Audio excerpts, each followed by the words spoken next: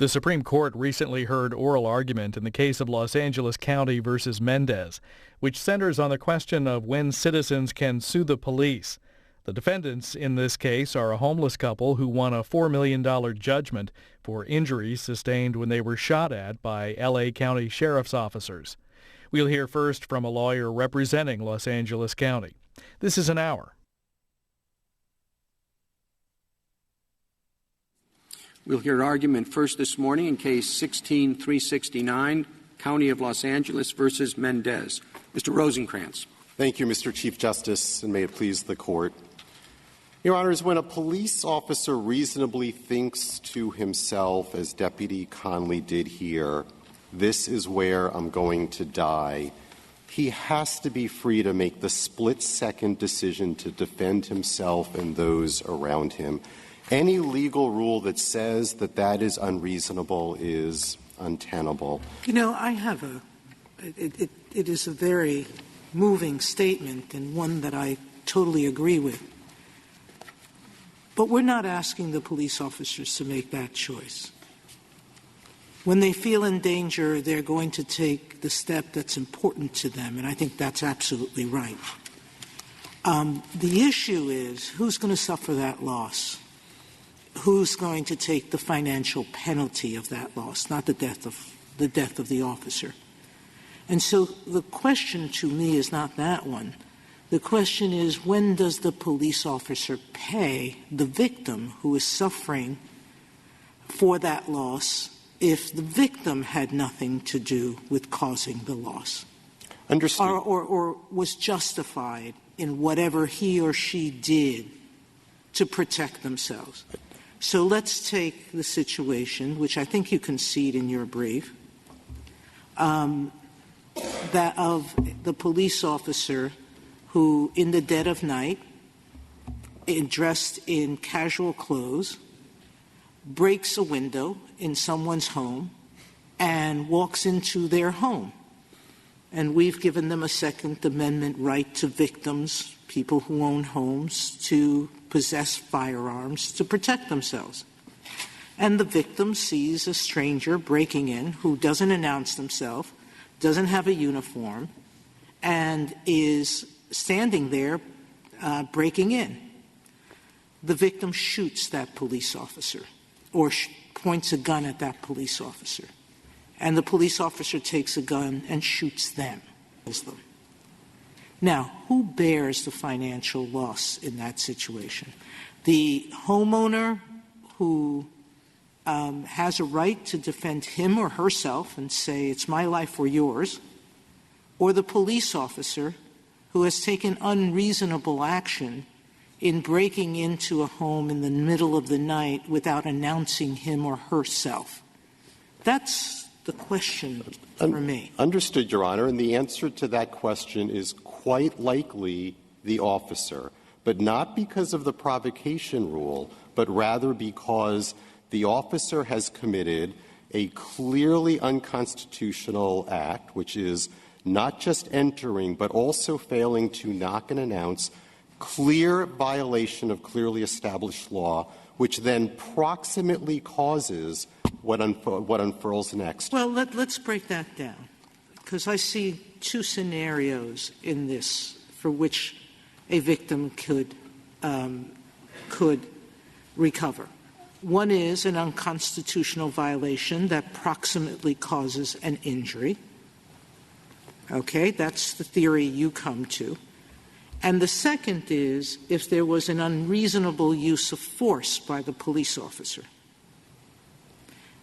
You're taking out of the equation the second way of recovering? Yes, Your Honor. The use of force by the police officer at that moment was reasonable, but the police officer can be held liable for violating clearly established law, and in particular here, failing to inform the homeowner that this is an officer entering and what proximately flows from that. The problem with the latter theory, that is the provocation theory, as an excessive force matter, is there are multiple problems. The first is it imposes liability under plaintiff's approach for a new breed of constitutional tort, which is creating a dangerous situation without regard to whether it's a search or a seizure, or under your scenario, Justice Sotomayor, even the Ninth Circuit's test, there is something very incongruous about holding an officer liable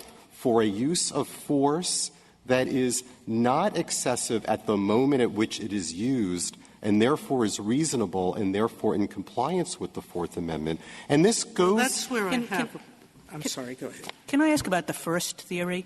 Because you said if there was a violation, of the knock and announce rule and a death or an injury proximately caused by that violation, then there could be recovery. Is that what you said? That is what I said. Yes. So let me just amend with one. I said one additional thing.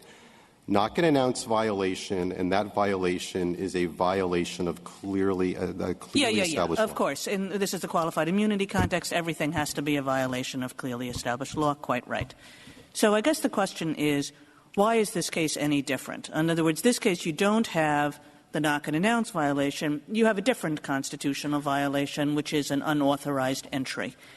And why would it not be the case that the death or injury in such a case is also proximately caused by that violation? In other words, proximate cause says what kind of things are foreseeable, and it sets an outer bound, and it says totally fluky, random things we're not going to say are proximately caused.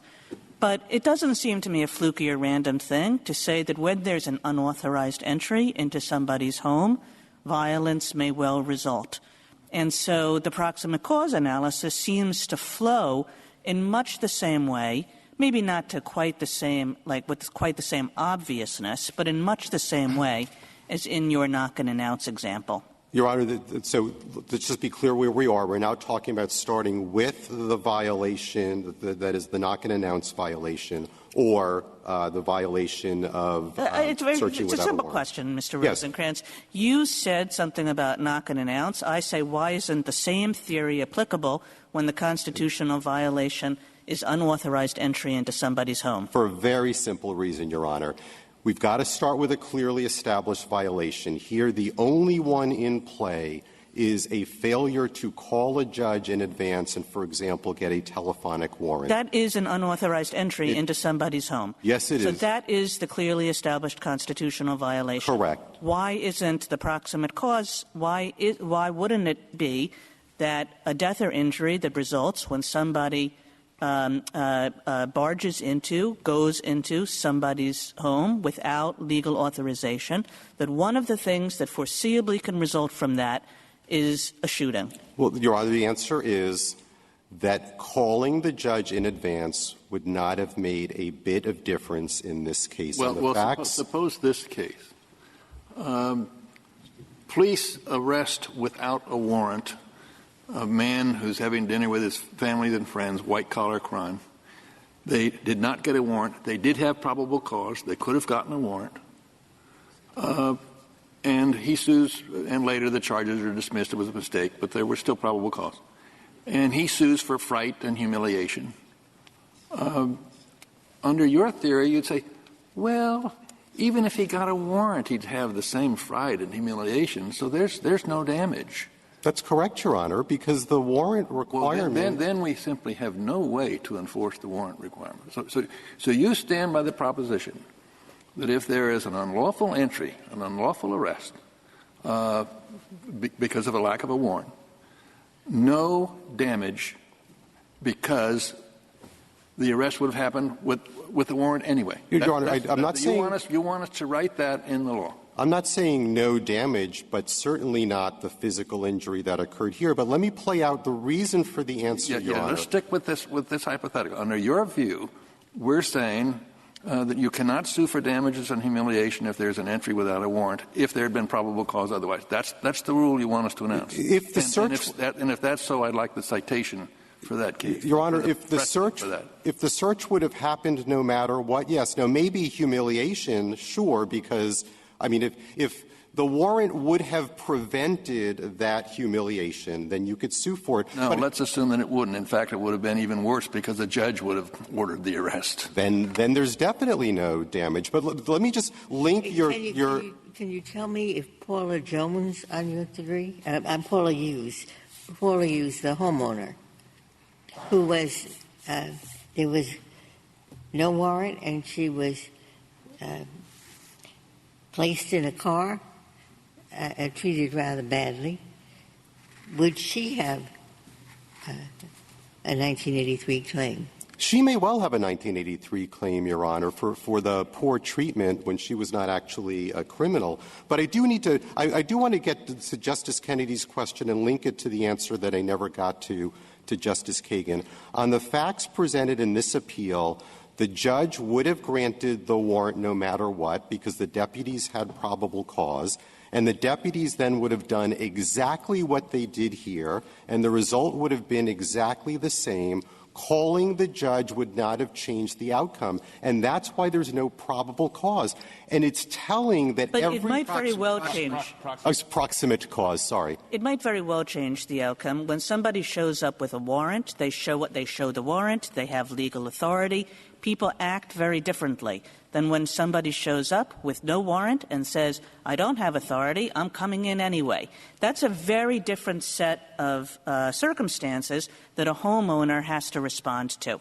And what foreseeably happens where there is a warrant is not the same thing. When a police officer has legal authority, tells the homeowner he has legal authority, the set of results that happens is just not the same as when a police officer says, I'm here, I don't have any legal authority, I'm coming in anyway. Your Honor, every fact that you've recited beyond not having the warrant is a fact that you've inserted into the scenario that is all about giving notice to the suspect. Warrants are not designed to give notice to anyone. You could show up with a telephonic warrant that shows the homeowner nothing at all. This Court said in Grubbs it is not the perfect Well, purpose it's possible. I mean, I take the point, Mr. Rosenkranz. It's possible that you have a warrant in your pocket and you don't say anything about it, although that would seem like very silly, stupid police work. But the prototypical case when somebody has a warrant is that they tell a homeowner they have a warrant and that they have a right to be on the premises. That's what usually happens. And similarly, what often happens is that when somebody doesn't say that to a homeowner, they are making it far more likely that violence will ensue. And certainly, the kind of violence that could ensue is not the kind of fluky, random stuff that is filtered out by a proximate cause inquiry. Your Honor, I disagree. The reason officers announce themselves before executing a warrant is not the fact that they have a warrant, but because there is a separate constitutional command of knocking and announcing with or without a warrant. That was a separate mistake that the officers made here. That was held to be not a violation of clearly established law and therefore cannot be the basis of liability. And it is telling that every time plaintiffs refer to what caused this injury and every time the Ninth Circuit refers to what caused this injury, it is a reference to startling, unannounced, without warning, without notice, all of the things that you've woven into your hypothetical. That is not the violation of clearly established law here. The violation of clearly established law here was the failure to get a search warrant in advance. And search warrants, this Court held in Grubbs, are not designed to provide a topic of conversation or to provide notice to the suspect. Knock and announce is designed to provide notice, but that can't be a basis of liability here. Why is everyone breaking it down in this way? That's what I'm having trouble with. Well, Your Honor, why not just say, look, there was a seizure. They killed him or wounded him. It's a seizure. In fact, the question is, was that seizure, i.e. shooting him, was that seizure unreasonable and clearly unreasonable?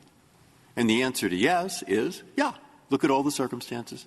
There's one They went into the house without even telling the woman, then they they go into the other house without a warrant, without telling anybody. I'm not saying that those are independently violations of the Constitution, though they might be. Well, Your Honor, but you look at the whole situation, say, you know what this is like? It's like the classic tort case. Somebody pushes somebody else into the street where he is run down by a negligent driver. Is the individual, there's a supervening cause, negligent driver, of course they're liable. Because that's what happens. You expect negligent drivers, and similarly, you expect people to defend themselves. What's wrong with that? Well, Your Honor, what's wrong with that is that this Court's methodology is to, especially in cases involving personal liability to officers, is you start with a violation of clearly established law. You started, Justice Breyer, with the seizure. The seizure was not a violation of clearly established law. If you break it down temporally, second by second. But if you look at the whole situation.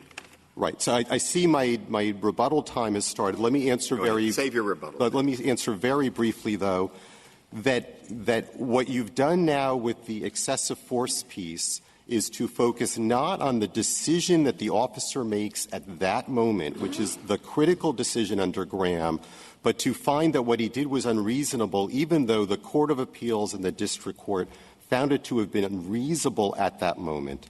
Thank you, Your Honors. Thank you, counsel.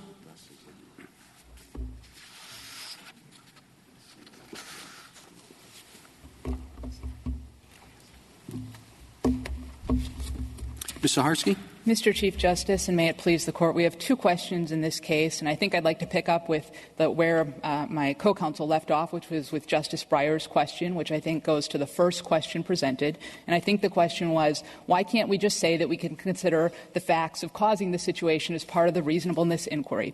And the answer there is because the question that we're answering under Graham is, was the officer's use of force reasonable in the circumstances that he faced? And those depend really on two sets of facts. One, what was the individual doing? Was the person a threat? Did he have a weapon, a propensity to use it? Was a member of the public at risk? Was he fleeing, committing a crime, et cetera? And two, how did the officer respond to it? What were the officer's options? Was the officer's use of force proportional, et cetera? It doesn't ask whether the police officer created the situation. It takes stepping into the shoes, the situation the police officer... So why is it that every Graham case we look at, all of the car chase cases, every single one of them, when we're talking about the situation facing the officer, we look at everything the officer and the victim did that led up to the moment of confrontation? Because all of the facts that you point to as the police officer's knowledge of the victim are facts that usually are intertwined with what led up to the incident. So if you look at a car chase, you're looking at a person who over an extended period of time has driven a car crazily, has put other people at risk, has swerved and missed other cars, done a series of things that the officer's aware of because he participated in the chase. And at the moment that he's looking at what the defendant is doing, he's saying, he drove the car and almost hit another car. He's pointing the car at me. He's going to hit me.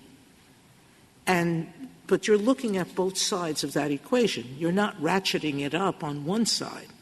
Well, you're right that you're looking at all of the facts and circumstances, but those that bear on whether the use of force is reasonable. And just to give an example, in Plumhoff, which was one of the car chase cases that the court addressed, the district court in that case said, well, the police officer was chasing him, so the police officer helped create the dangerous situation. And this court, in footnote 3 of its opinion, said, no, police, by doing their jobs, aren't responsible for creating the dangerous situation and don't forfeit the ability to defend themselves in the public. But why is it how they do their job?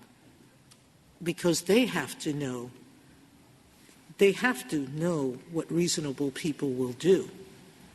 I mean, if a 1983 claim is a tort claim, and if they jump in front of a car of a total stranger on the street and the person is coming at them, should that person behind the wheel bear the brunt of an injury because the police officer says, the car was coming towards me, so to save myself, I pulled a gun and shot them. Even though this is Joe Blow, who's never been arrested, doesn't own a gun, never knew the officer had jumped into the street. If a normal person did that, they'd pay for that victim's injury. Why does a police officer get a pass on that? Well, as a general matter, Section 1983 is about courts setting clearly established constitutional rules for the police that the police have to follow. It's not a question of asking whether the police just behaved reasonably in the abstract, but in terms of each thing that the police officer did and whether it followed the established rules. So the is it possible for a police officer to pull a gun and shoot a driver that has no guilt associated with him or her? Not an armed felon, just a normal person, to stumble into the street and say, I'm a police officer, I'm going to seize that person and stop myself from being injured by shooting that person. Well, I think you would ask in that question whether there really was a threat that the officer was responding to, and I think you're positing a situation in which there really wasn't a threat there. But I think in this circumstance, everyone recognized that there was a threat facing these officers who are going about doing their police business in good faith, and they see a person pointing what appeared to be a gun at them. And what the Ninth Circuit said is, we're going to second-guess everything else that you did that day, and even though this use of force was reasonable under Graham, we're going to hold you liable for it. Counsel, I just want to put the discussion so far this morning in the right framework. We're talking about the second question presented, right? None of this seems to me to be involve the provocation rule in the Ninth Circuit. At least the question about did they get a warrant, did they not pronounce.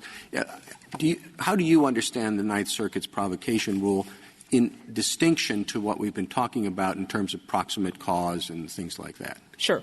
The provocation rule takes, under the Ninth Circuit's precedents, a reasonable use of force and deems it unreasonable because the police made an earlier constitutional mistake. And we think that that is just flatly wrong. You should so as that's described, I mean, is the label what's wrong? I would think of provocation as something fairly immediate, something that causes the pulling of the gun by the victim or something like that. I don't think of it as provocation that you should have gotten a search warrant earlier in the day, but you didn't, and that led to this. I mean, the thing that's wrong is what the Ninth Circuit is doing, which is saying the police created the situation by doing things that are not constitutional violations, but that the Ninth Circuit later finds, with the benefit of 20/20 hindsight, to be unreasonable. And that's actually what we've seen. We've had this doctrine in the Ninth Circuit for 20 years now. It's incredibly ill-defined, does not put in place clear rules for the police. And the kinds of things that the Ninth Circuit is second-guessing is maybe the police should have used a hostage negotiator for longer before going into the house in Alexander. That's one with the sewage seeping outside of the house. They tried to spend a month trying to talk to that guy. They went to his house, used a hostage negotiator. Or the situation in Sheehan where there was a very difficult situation with a mentally ill woman who was threatening the police, and the Ninth Circuit said the police should have tried to calm down the situation for longer. I mean, these are incredibly difficult determinations that are being made, and under the Ninth Circuit's rule, the Ninth Circuit's just second-guessing, doing exactly what this Court has said shouldn't be done. But isn't that a little bit different than the provocation rule at 25A where they say there was no warrant and therefore there's liability? Those are two different things. Right. Correct? We understand those to be the two alternative holdings from the first question presented and the second question presented. So the second question presented isn't talking about whether the use of force is constitutionally excessive, clearly established violation. It's talking about was there a violation with the entry and did that proximately cause the damages at issue? And if I can address that question, we just think there's a fundamental problem with the United States. Can I just do you agree in general, before you address the question in particular, do you agree in general with that framing that if there is an independent constitutional violation and if it does proximately cause the injury, then there's a 1983 action? In general, yes. I mean, 1983 imposes liability and damages for clearly established constitutional violations. And although this Court has had very few opportunities to address causation in the Section 1983 context, it has said that as a general matter it would start with tort law principles, and I think that those would include proximate causation and superseding cause principles. But we have a problem in this case in what the Ninth Circuit found was the proximate cause of the injuries in this case was the failure to knock and announce. But the failure to knock and announce was not a violation of clearly established law. The officers have qualified immunity for that. So that seems fair enough, but then the question might become, whether here or on remand, whether an unauthorized entry where there was a clearly established violation, whether one could say that that was the proximate cause of the shooting. Yes, and I think there's two answers to that question, one about this case and second more generally. About this case, the analysis by the Ninth Circuit was that it was the knock and announce and not the warrant. And if I could just illustrate this, in this case you had officers that did not have a warrant and did not knock and announce, but imagine that they did have a warrant and still didn't knock and announce. What the Ninth Circuit said was the problem was the startling entry. So with or without the warrant, you would have had this problem from the knock and announce, but as we discussed, the knock and announce is immunized. As a general matter, I think the point that petitioners were making an argument and in the brief is well taken, that the scope of the risks for a warrant violation as opposed to the scope of the risks for a knock and announce violation are very different. But one of a warrant violation is just it's just saying unauthorized entry, and the question is whether it's within the normal scope of the risk that an unauthorized entry produces violence. Not that it always or probably produces violence, but that it might produce violence in the way we kind of ask when we do proximate cause analysis. Right. And I don't think that we would say that an unauthorized entry itself normally produces violence when you're talking about... It doesn't have to normally. It doesn't have to more... Proximate cause. Proximate cause is just we filter out the really fluky stuff. Well, we understand proximate cause and the scope of the risks. I mean, what are the natural and probable consequences of your actions? What are the risks that make the conduct tortious? What bad things do you think are going to occur if you do this? And in the warrant context, we're talking about police showing up at the door. And no, we don't think that it is generally a reasonable reaction when police show up at the door with or without a warrant that you'd react violently. And that's what Grubb said, is that when the police come to your door, you submit at that time and that you can challenge the warrant in court later. Could I have one more sentence? Well, and also, if you could get to Justice Kennedy's hypothetical. Okay. Just to finish this, but the court has recognized that you have a problem in the knock and announce context, that you don't know that they're the police. And so in that context, there really is a potential risk of violence. Once you know that they're the police, a citizen is expected to stand down. Justice Kennedy's hypothetical, if I remember it, I think is an arrest without probable cause and the damages that follow. There is probable cause, sorry. But there was a failure to get a warrant. Yes. And there should have been a warrant. Right. I think the question you would ask in that case is the normal proximate cause question about what kind of damages, would there be from a failure to get a warrant in those circumstances, what's natural and foreseeable. So I wouldn't say... And if the humiliation is the same either way, no damage? I'm not saying that it depends on whether proximate cause and you could have gotten a warrant. I'm just saying that you look at what actually happened and determine the natural and probable consequences from that. I mean, the court, just maybe one more sentence, the court has not had a lot of opportunities in the 1983 context to work out these probable cause cases. I think in some of the court's other opinions, you've said probable cause is a very flexible concept. Courts of appeals have a lot of experience doing it, this court less, and that's why we would say to decide the second question presented very narrowly and knock it into all of these questions. Thank you. Could I ask a follow-up Sure. question on that? If in Justice Kennedy's hypothetical there had been an application for a warrant, isn't it entirely possible, particularly under the facts that he hypothesized, that the judge would say you don't need an arrest warrant in this situation. You can ask the defendant's attorney to bring the defendant in and surrender. I know that that's happened quite a few times. Sure, that's something that could happen. Thank you. Thank you, counsel. Mr. Feldman. Thank you, Mr. Chief Justice, and may it please the Court. If the Court reaches the constitutional issue in the case, we believe that the Court should adopt the following standard. Where a government official takes action that foreseeably creates a need for the use of force and results in that use of force, Graham-Scott balancing should be applied to determine whether that action is objectively unreasonable. And we are not, as Petitioner's counsel suggesting to this Court that it adopt a new breed of a constitutional tort. This Court has always focused on the totality of the circumstances, and there is a long line of cases culminating in Kentucky v. King that recognizes the constitutional significance of predicate acts. Standard? The standard that we suggest that this Court adopt is that where a government official takes action that foreseeably creates a need for the use of force and results in that use of force, Graham-Scott balancing should be applied to determine whether that action is objectively unreasonable. Under Graham and Scott, courts would, of course, consider the governmental interest at stake, the nature and quality of the intrusion on the individual's Fourth Amendment interests, and the relative culpability of those affected by the decision. Are you defending the Ninth Circuit statement at page 22A of the petition appendix? Here, the district court held that because the officers violated the Fourth Amendment by searching the shack without a warrant, which proximately caused the plaintiff's injuries, liability was proper. That is an appropriate way to find liability in this case. I just don't see the proximate cause between failure to get the warrant and what happened here. Well, there were two proximate causes here. One proximate cause was the unlawful entry. The entry was unlawful because there was no warrant.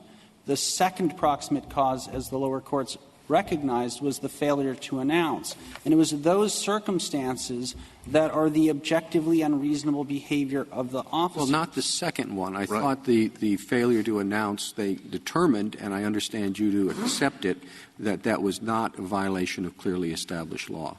That's right. And so what that means is that the cause of action cannot be brought, but the conduct doesn't disappear.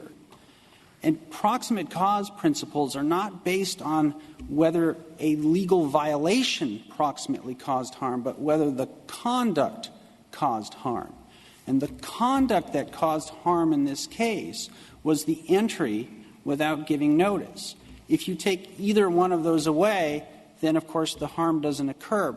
That's another way of saying they are both necessary proximate causes as well as but-for causes. And when we look at the Kentucky versus King line of cases, what we see is that this Court has recognized that there are circumstances in which events allow police officers to take certain actions. That was a different context. It had to do with an exception to the warrant requirement. But the problem with your test, as you articulated and as I understand it, is that you start out with something that is said to be unreasonable, but it is not a violation of the Fourth Amendment.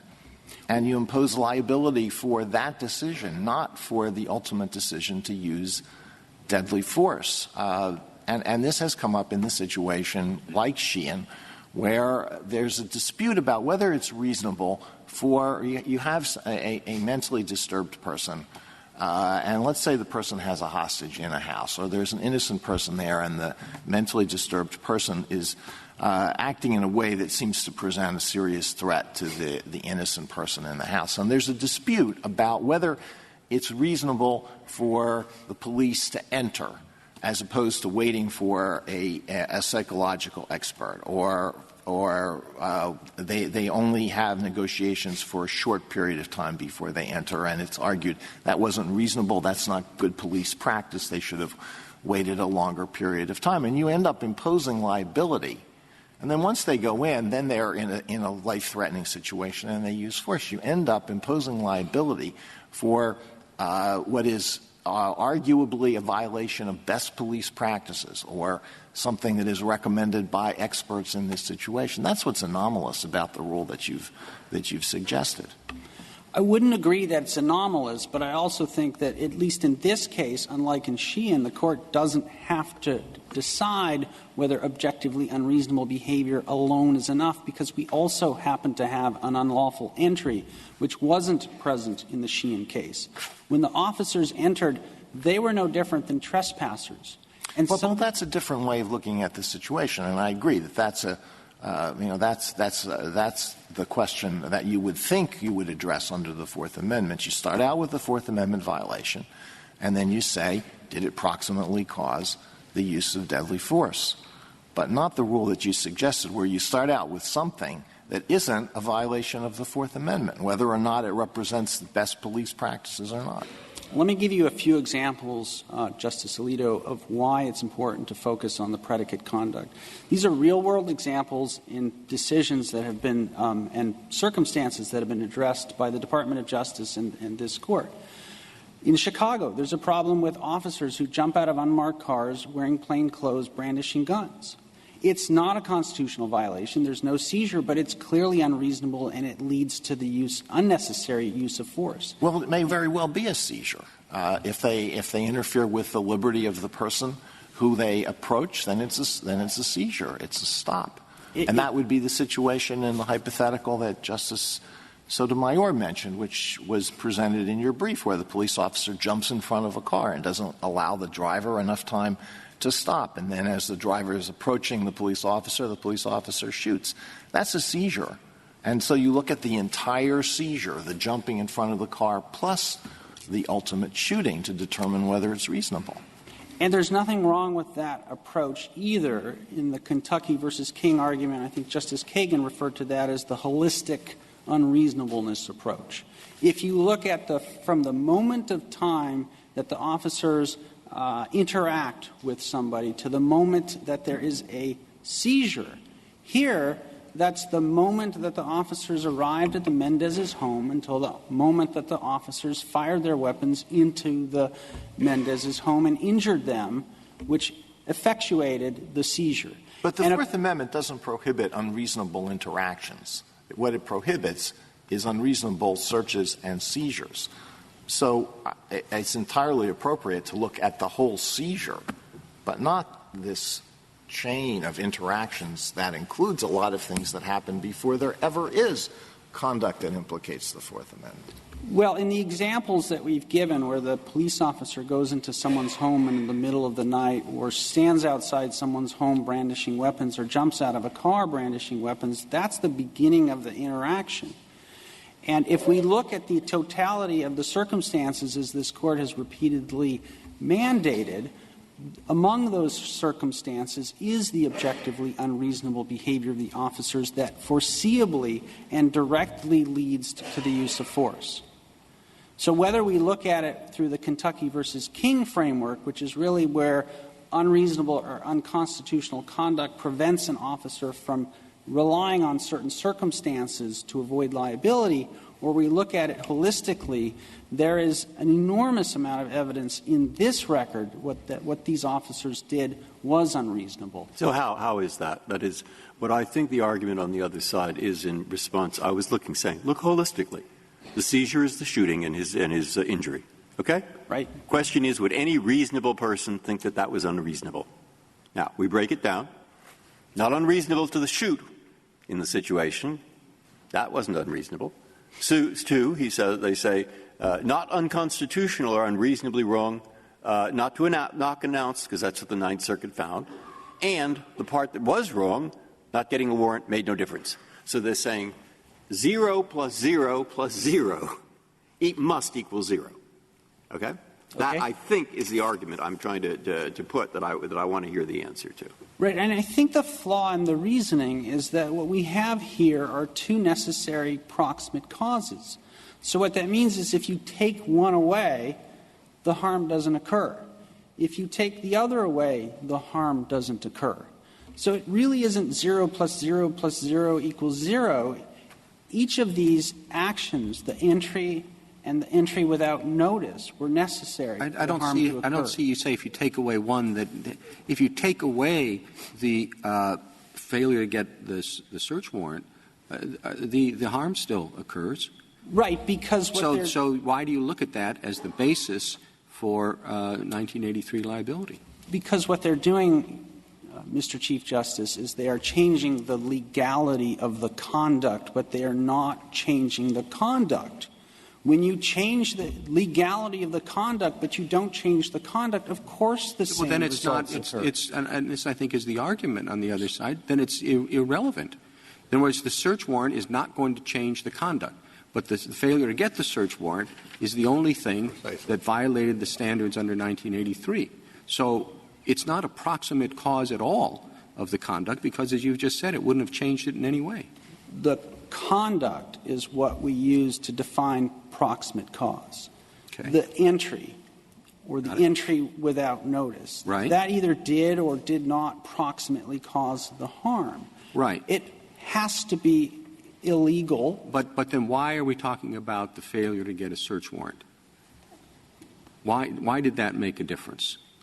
It made a difference in this case because it is what makes the conduct of the police officers unconstitutional.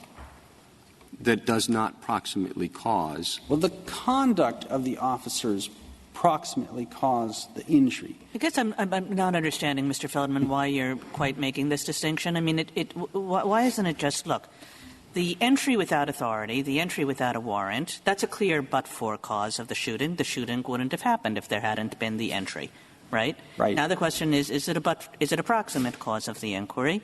And it seems to me you have to make a case, and tell me if you agree or don't agree, you have to make a case that unauthorized entry, that one of the things that foreseeably can happen with an unauthorized entry is that the person whose home it is will react with violence.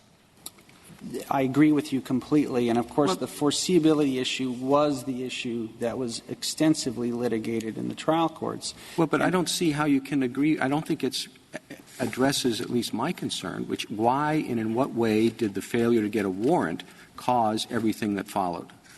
It was the entry that caused. It was the entry. I'm with you there. I understand that. But the failure to get a warrant did not cause the entry. As I understand courts applying proximate cause analysis, we begin with the conduct, and we ask ourselves, did that conduct directly, that's the proximate cause issue, did that conduct directly lead to the harm? Right. If we answer that question yes, we then look at whether that conduct was illegal. Okay. Now, maybe I'm just asking the same thing over and over again, and if so, I apologize. But how did the conduct, the failure to get the warrant, lead to the entry in this case? The entry, I apologize. I'm saying the same thing over and over again. Well, I'm asking the same thing over and over again. But I guess maybe I just you as I understand your theory, the failure to get a warrant caused, that's why we call it a provocation, I guess, caused the entry, which caused the confrontation. Is that right? I wouldn't say that the failure to get a warrant caused the entry. The officer's decision to enter is what caused the entry. So I don't know why the failure to get a warrant matters. Well, can I suggest why it might matter? I mean, there are two kinds of entry. One is, for these purposes, one is an authorized entry and one is an unauthorized entry. Now the question is, what kind of conduct does each of those kinds of entries provoke? If you're an authorized entry, you don't really think that it's going to provoke violence. But if you're an unauthorized entry, you do think it's going to provoke violence. So that the proximate cause, the proximate results of each of those two different kinds of entry are very different. Counsel, if I could interrupt you to ask a question. Why is it that whether it's authorized or not, you don't think it's going to prompt violence? The fact that you have a search warrant, you may have a search warrant and say, I've got to execute a search warrant to pick up this armed and dangerous felon. You may still think that's going to prompt violence. That doesn't have anything to do with the nature of the entry you're going to have to make later on. Knock and announce does, because if you just burst in, the person may reasonably think this is a burglar. But if you knock and announce, it doesn't. That does affect the nature of the conduct. But having a warrant, whether it's authorized or not, doesn't. If the officers don't have a warrant and they enter, they are trespassers. The purpose of the Fourth Amendment is to treat them as trespassers. Well, let me give you two situations. Situation A, the officers get a warrant. They go to the residence. They knock on the door. The resident opens the door. They say, we have a search warrant. We're going to search your house. All right? Situation B, they don't get a search warrant. They think they have exigent circumstances. They knock on the door, and in both cases, they're uniformed police officers. They say, we're police officers. We're here. We're going to search your house. We don't have a warrant. We think we can search your house without a warrant because we have an exception to the warrant requirement. Now, is it more likely that there's going to be violence in the second situation than in the first situation? I don't see why there is. I would agree, Your Honor, that in those circumstances, it would not be more likely that there would be violence in one situation or the other. Well, then I don't see where there's proximate cause. Well, the proximate cause comes from the two things that the officers did that led directly and foreseeably to the confrontation and the violent confrontation with the homeowners. One is that they decided to enter, and that was unconstitutional. and the other is that they went in without giving any notice. And if you look at that through... You're making a presumption there that I think you have to address, which is, yes, they entered without a warrant. You're assuming it's unconstitutional. No one's addressed, and I don't think the court did below, whether that entry had an exception for unconstitutionality. Was it an exigent circumstance or not? You're assuming that they didn't have a legal motive for entry. I'm willing to start with that assumption, but let's assume that a court below could say that the entry was lawful because it was pursuant to exigent circumstances. What would happen to your argument then? Well, let me start by clarifying that the courts below did, in fact, address the full panoply of exceptions to the warrant clause. So we're assuming that the entry was unlawful. There were no exceptions to it in this case. Correct. Yeah, and in my hypothetical, what I neglected to say but should have said was that there weren't exigent circumstances. So the entry was unlawful, but they had a warrant. But you still have those two situations. In one case, they have a warrant.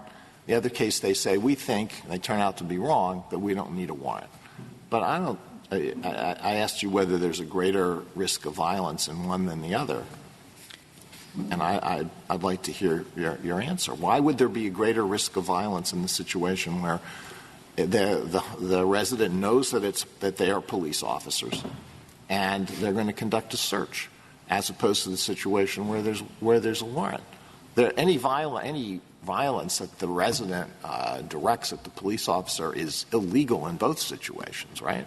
Right. It's not justified for them to attack the police. They know that they're police officers. I know you're a police officer, but I don't think you really have an exception to the warrant requirement, so I'm going to shoot you. They can't do that, can they? No. Mr. Feldman, you said there are two kinds of entrance, right? One is a trespasser entrant, and one is a non-trespasser entrant. Right. A guest entrant, let's call the person, right? Right. And when a trespasser enters your home, different sets of things foreseeably happen. Correct. Than when a guest enters your home. Correct. So it's not just an entry. The question is, who's entering? A trespasser or a guest? Correct. And that is the problem with this case, is that when the officers pulled back the blanket, there was no indication and no reason for them to know that the Mendezes knew that they were police officers. So in the trespasser example, if the homeowner has a Second Amendment right, obviously she does, to point that weapon at the trespasser, and the trespasser then shoots the homeowner, that's murder. Yeah, but here, ordinary tort law, just pick up on this for a second, and don't answer it if it's a red herring. But look, everybody's talking about causation. Maybe this isn't about causation. Perhaps it's about whether a reasonable person, namely a reasonable policeman, namely any reasonable policeman, would know in the circumstances that what he was doing was unconstitutional. What was he doing? Shooting someone. Why would he know it was unconstitutional? Well, here in ordinary tort law, case 1, the trespasser reasonably believes, but wrongly believes, that he's an invited guest. Case 2, he knows he's a trespasser. Okay? Does that make a difference to the result? It absolutely does make a difference to the result. Because? Because the legal principles that apply in those circumstances are different. The homeowner has a right to use force against an unlawful entrant. If the entrant is known to be a police officer, not because of the knock-and-announce rule, but because he sees the uniform, then the rules change. If the trespasser comes in and says, wait a second, I'm just your neighbor and I'm looking for some, to use your telephone, the rules would change. I'm just thinking, we want policemen to protect themselves. They have to. Of course they do. But there can be circumstances where, of course, that's true that they have a right to protect themselves. But the background circumstances are such that there's no justification for the whole ball of wax. Correct. And that's, I think, what your argument is in respect to the warrant. If not the knock-and-announce, you can't deal with that anymore. So it's the whole ball of wax which has less justification and it is clear that the action from A to Z is what caused the death. Now, what you haven't really strongly argued that, so I'm a little hesitant to bring it up. Well, in a sense, that's the petitioner's test, but not quite. I mean, what the petitioners would tell you is that you can at least give these officers knowledge of what has happened beforehand. And here's the 4 things those officers knew, which I think goes to the holistic reasonableness. First, they knew they were entering someone's house. Not subjectively, objectively. The reasonable officer on the scene knew that they were going into someone's house. The objectively reasonable officer on the scene knew it was an unlawful entry. The objectively reasonable officer on the scene knew that this was the Mendez's house. And the objectively reasonable officer on the scene knew that the Mendez's had no way of knowing that the officer was a police officer. So in that circumstance, it is objectively unreasonable and it is a Fourth Amendment violation to use force. If we look at it holistically, if we look at it through sort of the segmented approach of Kentucky versus King, then it's the unreasonable actions that got the police officer into that situation that preclude him from avoiding liability based on the fact that Mr. Mendez moved a gun. And I would agree with the comments that were made earlier that this isn't about telling police officers they can't take actions to protect themselves. We know that they will. The question in the end is who bears the brunt of the officer's unreasonable conduct. Because there's no allegation here that the Mendezes did anything wrong. If somebody comes into your house and you move a gun, you have a Second Amendment right to do that. If you're in the privacy of your own home, the Fourth Amendment tells you that you can do anything you want as long as it's not illegal. And moving a gun certainly isn't illegal. So in the end, what happened here was prompted by the officers, not by the Mendezes. The only exception to that, of course, is the superseding cause doctrine. And we believe that this Court can resolve this entire case based on the superseding cause doctrine and the fact that the proximate cause doctrine we submit was not properly. Let's go to that superseding cause document.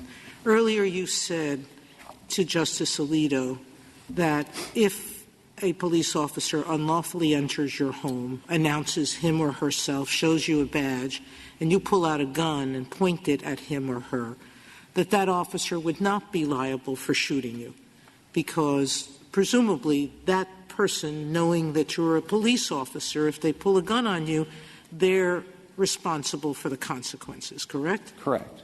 All right. So what's the difference between that scenario and this one?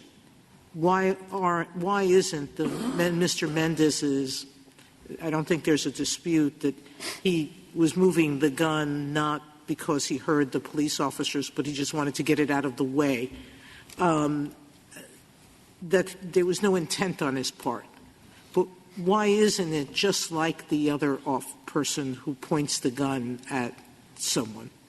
The difference is culpability. The test that we have proposed for superseding cause allows police officers to avoid liability if they can show either that the intervening act was unforeseeable or culpable. If somebody... This is standard tort law. Yes, correct? It is. It flows directly from the restatement, and this Court has addressed these issues in the Exxon case and the Staub case. And culpability is significant. And so if an officer enters someone's house, whether it's illegal or not, and the occupants know that the police officer is a police officer, and yet they point a weapon at the police officer, our concession, if you can call it that, would be that that was a superseding cause. And when you look at the case law, all of the cases, I think, address the issue the same way, including, of course, the Bodine decision. Well, why wasn't there? What was the why wasn't there superseding cause here after the failure to get the warrant? There was no superseding cause. But my understanding of your argument is you have not, that you are defending the Ninth Circuit's holding that because the officers violated the Fourth Amendment by searching the house without a warrant, that was the proximate cause. You're defending that. I believe that is a correct holding. I think that's a difficult position to defend. Well, had it not been for the entry, there would not have been any shooting. And I recognize that's but-for causation, and I don't mean to rely on but-for causation, because then we have to go to the next step, which is proximate cause. And that's a question of directness on the one hand versus remoteness on the other. The unlawful entry, that's the action. The entry led directly to this shooting. And so the proximate cause chain is not attenuated. It is extremely direct. Well, I think that's the correct way to argue the case, and based on that, then we can have our discussion as to whether or not it was indeed proximate. Thank you.